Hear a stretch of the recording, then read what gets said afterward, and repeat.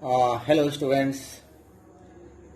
आज का टॉपिक है फिजियोलॉजी ऑफ ब्लड क्लॉटिंग, जो बहुत ही इम्पॉर्टेंट टॉपिक है, बहुत ही वैल्यूएबल टॉपिक है। इसका पर्पस है कि ब्लड क्लॉट कैसे होता है। ब्लड यानी खून कहीं पर जब कटता है तो थोड़ी देर के बाद वो कैसे जम जाता है, इसी से रिलेटेड हम बात करेंगे। तो इसमें क्लॉटिंग ऑफ ब्लड ये एक कैस्केड मैकेनिज्म है या कैस्केड इफेक्ट है, जो 3 प्रोसेस पर डिपेंडेंट है। Development of prothrombin activator, conversion of prothrombin to thrombin, clot formation. तो ये बाद का प्रोसेस है। इसके लिए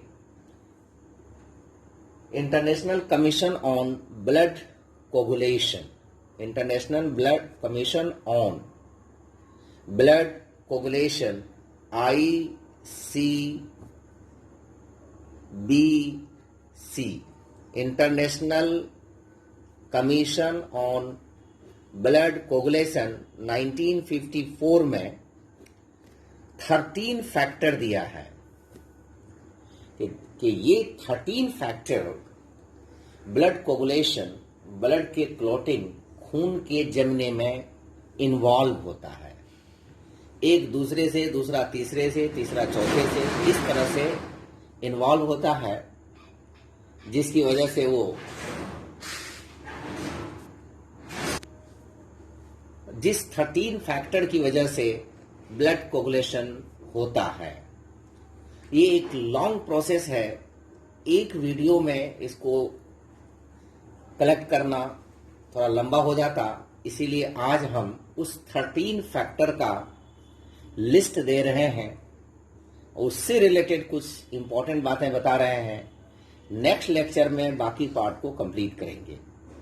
सभी फैक्टर को रोमन लेटर में लिखा गया है, जैसे फैक्टर 1 यानी फैक्टर 2, फैक्टर 3, फैक्टर 4, फैक्टर 5, इस तरह से 1 से लेके 13 तक फैक्टर है।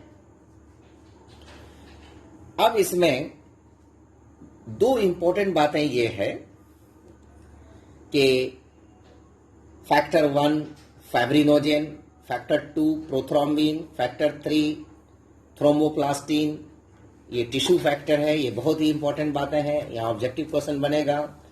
फैक्टर 4 कैल्शियम आयन है। फैक्टर 5 लेवाइल फैक्टर कहलाता है। फैक्टर 6 ये एक हाइपोथेटिकल फैक्टर है, एक्सिलरीन कहलाता है। फैक्टर 7 स्टॉर्ट फैक्टर या स्टेबिल फैक्टर कहलाता है। फैक्टर 8 इसको एंटी हीमोफिलिक फैक्टर ए कहते हैं, जिससे हेमोफीलिया ए होता है। फैक्टर 9 इसको एंटी हीमोफिलिक फैक्टर बी कहते हैं, जिससे हेमोफीलिया बी होता है। इसका दूसरा नाम PTC भी है, plasma thromboplastin component.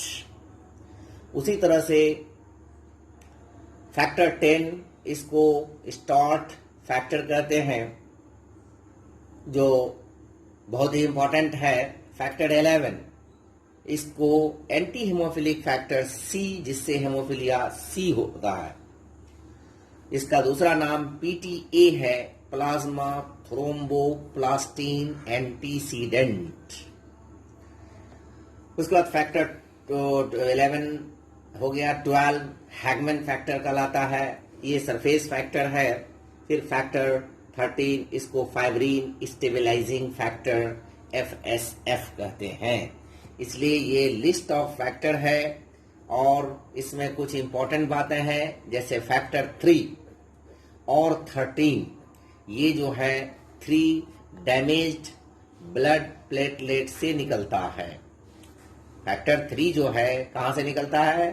Damaged blood platelet से। और फैक्टर 13 जो है ये भी ब्लड प्लेटलेट से निकलता है। सिर्फ यही दो फैक्टर है जो कि निकलता है ब्लड प्लेटलेट से और या टिश्यू फैक्टर कहलाता है।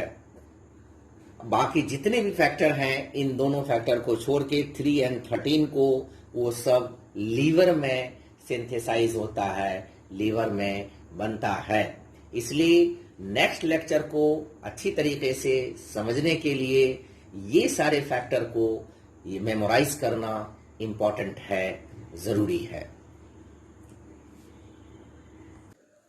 13 क्लॉटिंग फैक्टर्स को याद करने के लिए एक शॉर्ट ट्रिक्स डेवलप किया है,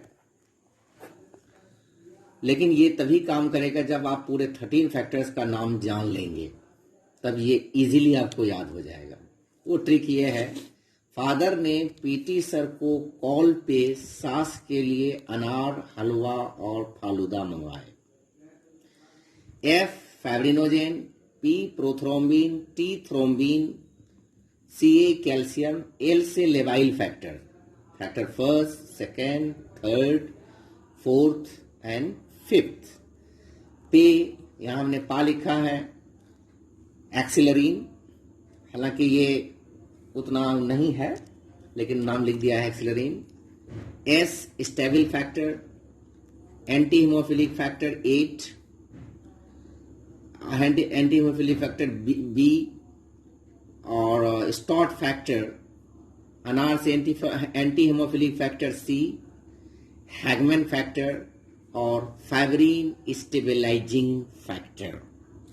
इस तरह से एक शॉर्ट ट्रिक डेवलप किया है जिससे आप इजीली याद कर सकते हैं। अगर आपको ये वीडियो पसंद आए तो आप इसको लाइक करें, सब्सक्राइब करें और कमेंट करें पॉजिटिव वे में, ताकि और इससे बढ़िया वीडियो बनाए जा सके, और शेयर करें। Thank you.